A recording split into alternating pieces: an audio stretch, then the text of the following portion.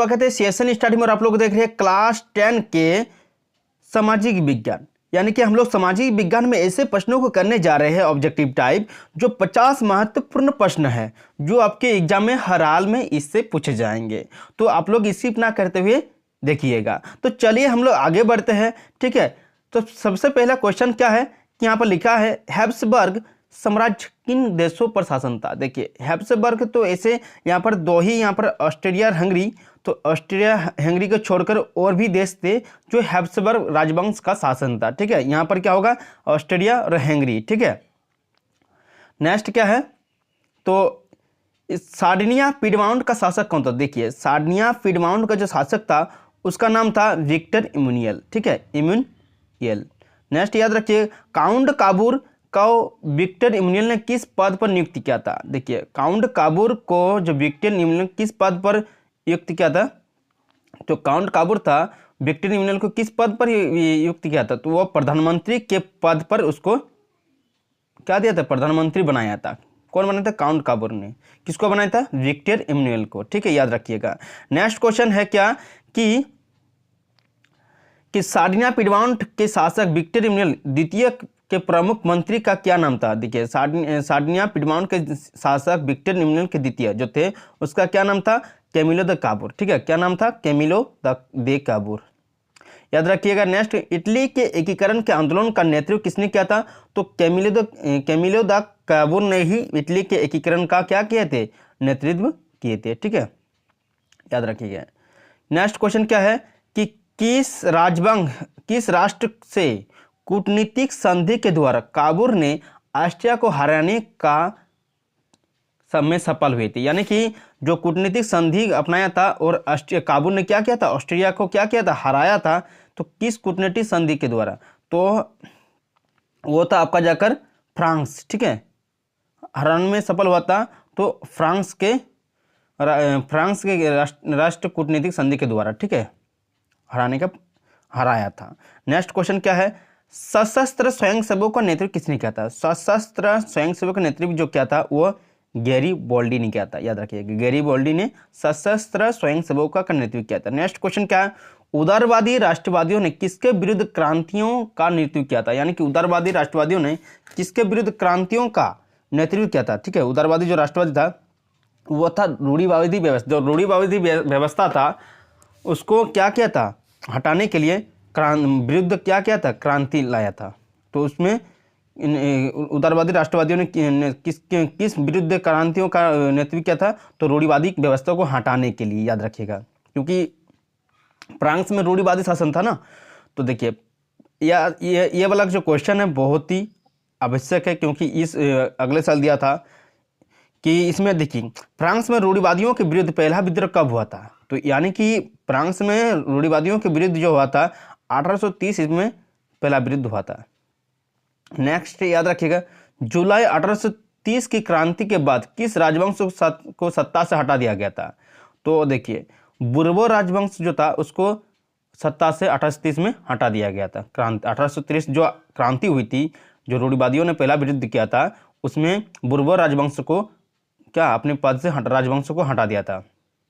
Next question क्या है, उदारवादी राष्ट्रवादियों ने राजतंत्र को हटाकर किस व्यवस्था को स्थापित। देखिए उदारवादी राष्ट्रवादियों ने किस रूढ़िवादी शासन, मतलब रूढ़िवादी जो व्यवस्था थी उसको हटा दिया था। तो उसके बाद क्या स्थापित हुआ था, संवैधानिक राजतंत्र। संवैधानिक राजतंत्र मतलब हो गया कि उसमें राजा तो होता है, ठीक है, राजा तो होगा, लेकिन एक संविधान और कानून के तहत ही अपना मनमानी कर सकता है।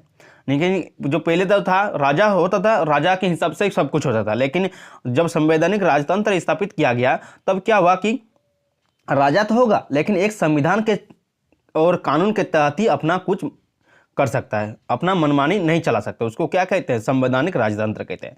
नेक्स्ट क्या है, संवैधानिक राजतंत्र का अध्यक्ष कौन था। तो संवैधानिक राजतंत्र का जो अध्यक्ष था वह मेटरनिख था, याद रखिएगा, मेटरनिख को संवैधानिक राजतंत्र का अध्यक्ष बनाया गया था। नेक्स्ट याद रखिएगा, किस यूरोपीय सभ्यता का पालन कहा जाता है। तो किससे यूरोपीय सभ्यता का पालन कहा जाता है, वो कहा जाता है यूनान को यूरोपीय सभ्यता का पालन कहा जाता है, ठीक है, यूनान को। नेक्स्ट क्वेश्चन याद रखिएगा, यह किसका कथन है कि जब फ्रांस छींकता है तो बाकी यूरोप को सर्दी जुकाम हो जाता है। क्या बोल रहा है कि जब फ्रांस छींकता है तो बाकी यूरोप को सर्दी जुकाम हो जाता है। तो यह किसने कहा था? तो मेटरनिक ने कहा था। ठीक है, याद रखिएगा। यूनान को स्वतंत्र राष्ट्र कब घोषित किया गया था? तो 1832 ईस्वी में यूनान को स्वतंत्र राष्ट्र घोषित किया गया था। ठीक है, या आपको पूछ सकता है यूनान को स्वतंत्र राष्ट्र कब घोषित किया गया था, या कब स्वतंत्र हुआ था? 1832 में। ठीक है, अपनी स्वतंत्रता से पहले यूनान किस साम्राज्य के अधीन था? तो अपनी स्वतंत्रता से अधीन से पहले, मतलब जो यूनान देश था वो सबसे पहले किसके अधीन था? तो वह ओटोमन साम्राज्य के, ठीक है, साम्राज्य के अधीन था। ठीक है, उसके बाद यूनान को अलग से बनाया गया ना।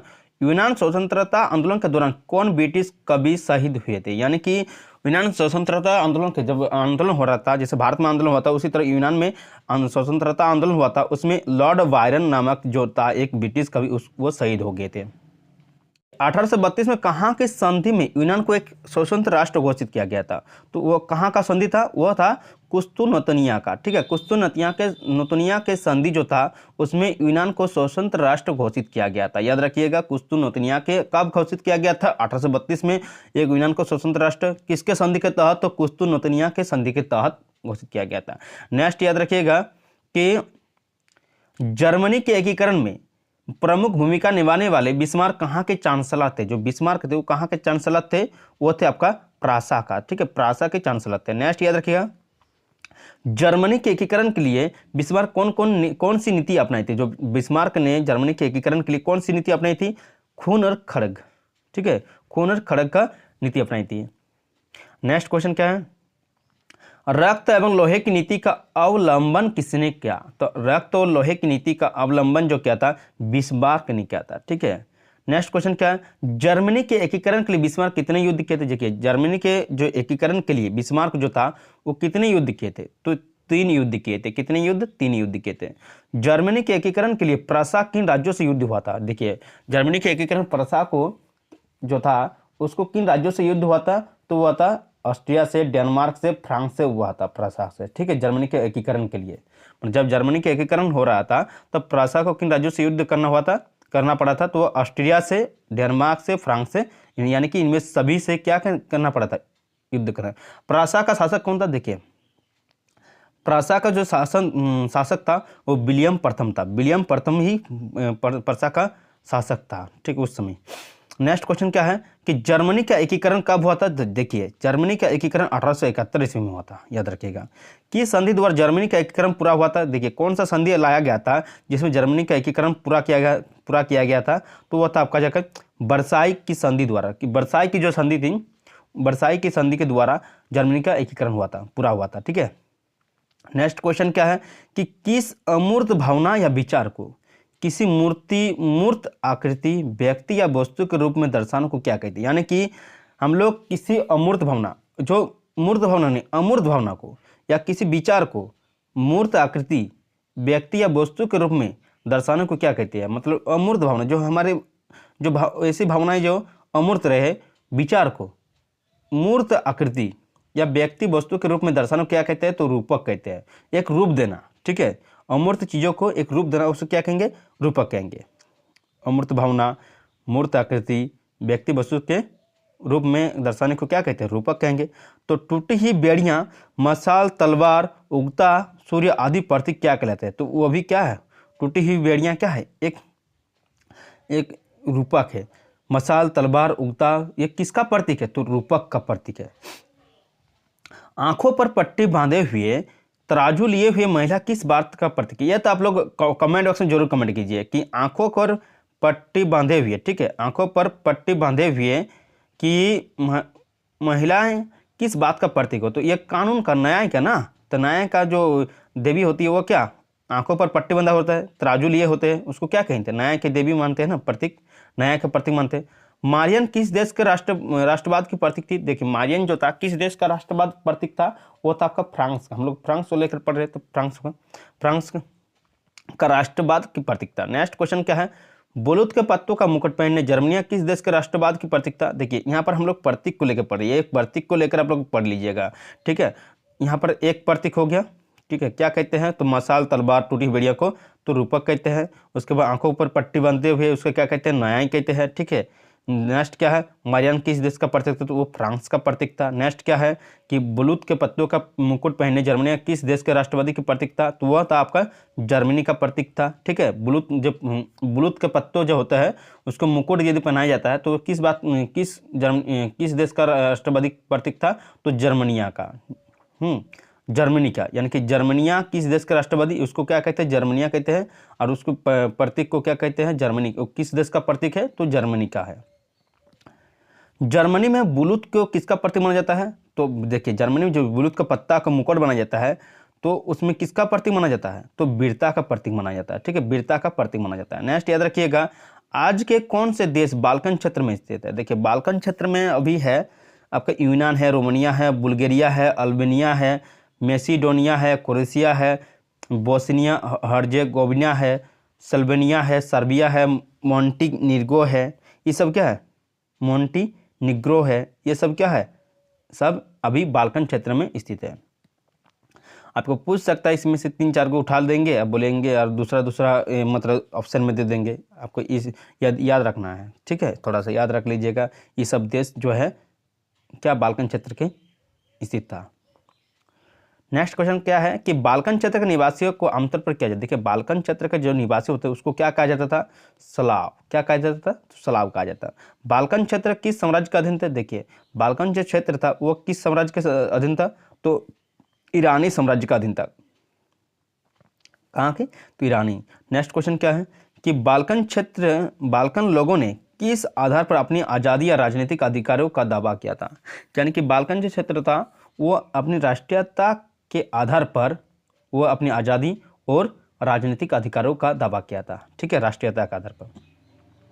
इनमें से किन शक्तियों को बाल्कन क्षेत्र में अपना प्रभाव जमाने में दिलचस्पी नहीं था। यानी कि इसमें से जो है कुछ देश का नाम है जिसमें से कि बाल्कन क्षेत्र अपना प्रभाव जमाने में दिलचस्पी नहीं था, कि बाल्कन क्षेत्र में अपना मतलब अधिकार जमाने के मतलब उस पर कब्जा करने का दिलचस्पी नहीं था। तो वह था चीन और जापान का कोई दिलचस्पी नहीं था कि बाल्कन क्षेत्रों को मतलब अधिकार किया जाए। ठीक है, अपना प्रभाव जमाने का दिलचस्पी नहीं था, मतलब उसमें अपना कोई जैसे। नेक्स्ट क्वेश्चन है कि यहाँ पर देखिए, यहाँ पर सब रूस, इंग्लैंड, जर्मनी, हंगरी, ऑस्ट्रिया सारे थे, लेकिन चीन और जापान नहीं थे इसमें। नेक्स्ट क्वेश्चन क्या है कि एक साझा नस्ली, जनजातीय या सांस्कृतिक उद्गम या पृष्ठभूमि जिसे कोई समुदाय अपनी पहचान मानता है। मतलब एक साझा नस्ली मतलब जाति। ठीक है, एक साझा नस्ली मतलब जाति, जनजातियाँ, जाति। एक साझा नस्ली मतलब जातियाँ, मतलब यहाँ पर जातियाँ हो गया कि जिनकी जनजातीय सांस्कृतिक उद्गम, पृष्ठभूमि जिसे कोई समुदाय अपनी पहचान मानता है, मतलब उसकी सांस्कृतिक जनजातियाँ जहाँ से उसका उद्गम हुआ है, या पृष्ठभूमि जहाँ से उसका उद्गम मतलब जहाँ से उत्पन्न हुआ है। ठीक है, सभी जो समुदाय होते हैं अपनी पहचान मानता है उस सांस्कृतिक को, जनजातियों को, तो सांस्कृतिक को, तो उसे क्या कहेंगे, तो निर्जातियाँ कहते हैं। क्या कहते हैं उसको, निर्जातियाँ। क्या कहते हैं, निर्जातियाँ कहते हैं। तो ये था हमारे 50 प्रश्न जो आपके लिए अनिवार्य है पढ़ना। आप लोग पढ़ लीजिएगा और बाकी अपने दोस्तों को शेयर कर दीजिएगा। ठीक है, इसी तरह आप लोगों को किस विषय में दिक्कत हो रहा है उसका कमेंट बॉक्स में जरूर कमेंट कीजिए। मिलते हैं नेक्स्ट वीडियो के साथ, तब तक के लिए देखते रहिए CSN स्टडी। जय हिंद।